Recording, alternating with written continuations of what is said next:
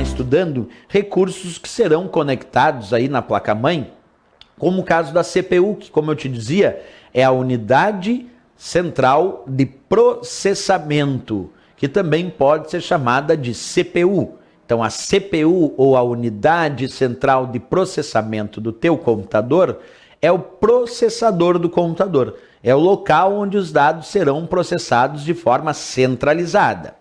Até aí tranquilo. A minha dúvida é a seguinte em relação à CPU. Se a CPU é o local onde os dados são processados de forma centralizada, como essa CPU processa os dados? É uma pergunta que a gente deve se fazer quando pensamos em provas de concurso. Como a CPU processa os dados? Como ela faz isso de fato?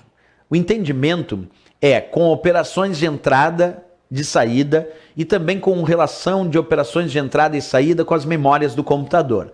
Isso quer dizer que a CPU, ela recebe dados que vêm lá dos periféricos de entrada, processa os dados e envia esses dados lá para os periféricos de saída de dados. Esse é um ponto importante. Repetindo, a CPU, então, recebe dados dos periféricos de entrada e envia esses dados, aliás, os periféricos de entrada enviam dados para a CPU processar. A CPU processa esses dados e envia para os periféricos de saída de dados. A CPU também pode realizar operações de entrada e saída em relação às memórias do computador. Por exemplo, a memória principal, a qual a CPU envia dados para armazenar na memória principal, mas ela também recebe dados aí da memória principal do computador. Então a CPU se relaciona com os periféricos de entrada e de saída e se relaciona também com as memórias. Para deixar isso um pouco mais palpável, para a gente perceber isso, eu fiz um esqueminha aqui para ti. Tu imagina que eu tenho a ideia, observa aqui, de um teclado. Então eu coloquei aqui um teclado como um periférico de entrada. Professor, por que o teclado é um periférico de entrada do meu computador? Porque quando tu digita dados no teclado, tu está enviando dados para a CPU, para o processador processar. O processador, a CPU, processa esses dados e envia esses dados para os periféricos de saída. Envia esses dados, por exemplo, para o vídeo. Então, numa percepção rápida, quando tu digita dados no teclado, tu está enviando as informações para a CPU processar do que tu digitou e aparece lá na tela, lá no monitor, que é um periférico de saída, o que tu digitou. Então, o teclado é, como resposta de prova, considerado um periférico de entrada de dados, porque ele envia dados para a CPU processar. A CPU processa e envia lá para o monitor, lá para o vídeo do teu computador que mostra a letra A, B, C, D e E que tu digitou. Portanto, o vídeo, o monitor, é considerado um periférico de saída, porque ele recebe dados que a CPU já processou.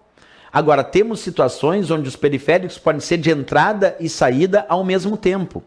Vamos imaginar uma tela touchscreen, que é aquela tela toque na tela, que tu pode tocar na tela e realizar o envio de informações para a CPU processar.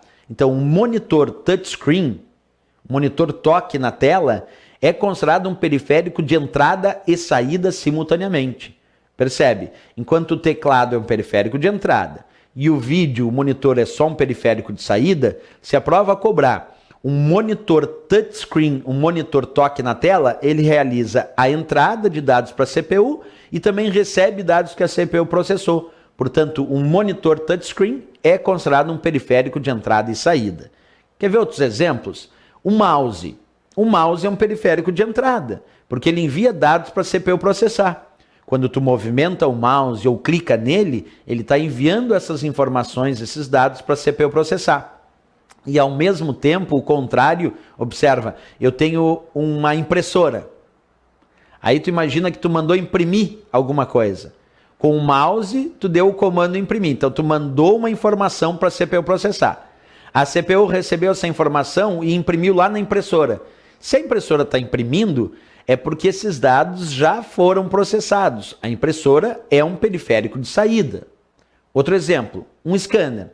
Um scanner é um periférico de entrada, porque ele serve para digitalizar uma imagem ou um documento.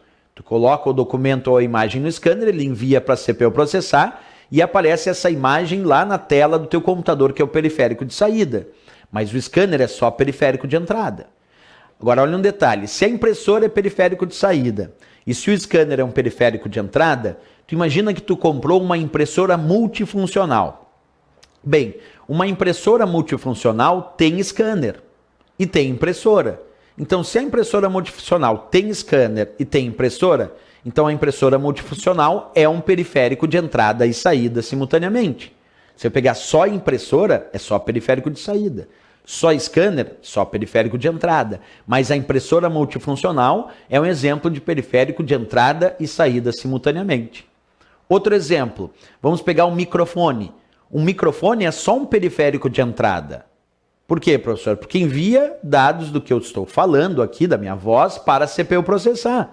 E a caixa de som, o alto-falante, é um periférico de saída, porque eu estou ouvindo lá o que a CPU já processou. Então, microfone só periférico de entrada e a caixa de som só periférico de saída. E por aí vai, nós temos então sempre que entender o porquê que um periférico é considerado de entrada. Porque envia dados para a CPU processar. Por que um periférico é considerado de saída? Porque recebe dados que a CPU já processou. E por que alguns periféricos são considerados de entrada e saída simultaneamente? Porque enviam dados para a CPU processar, mas também recebem dados que a CPU já processou. Essas informações são interessantíssimas quando a gente fala em provas de concurso público.